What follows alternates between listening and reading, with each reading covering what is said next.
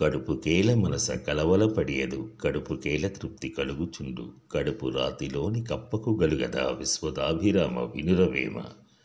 ఓ పాడు మనస, రాత్రింబవళ్ళు ఈ పొట్ట కోసం ఇంతగా కలవరపడిపోతావెందుకు? ఈ చిన్న కడుపుకు ఎప్పుడో ఒకప్పుడు ఎక్కడో ఒక చోట కాస్త తిండి దొరక్కపోదు.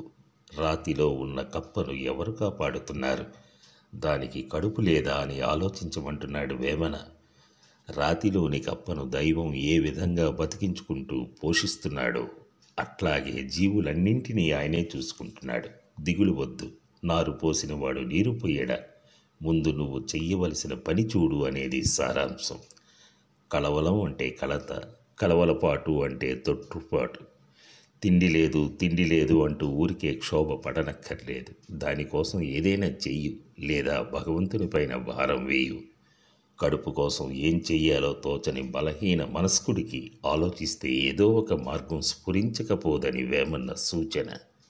ఎటువంటి ప్రతికూల పరిస్థితుల్లోనైనా బతికే అవకాశం ఉంది అని ఆశా ప్రబోధం. ఉదాహరణకు రాతిలో కప్ప ఉంది అంటారు.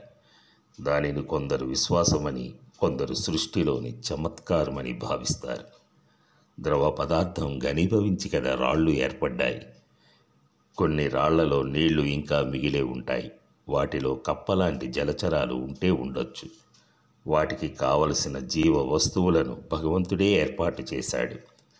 రాయి పగిలినప్పుడు ఆ కప్ప బయటికి వచ్చేస్తుంది. అంతెందుకు, చీమలు భూమిలో ఎంతో లోతు దాకా వెళ్తాయి. వాటికి ప్రాణవాయువును ఎవరందిస్తున్నారు? శిశువుకు కూడా తల్లి గర్భంలో ఎంతో గొప్ప ఏర్పాటు ఉంది.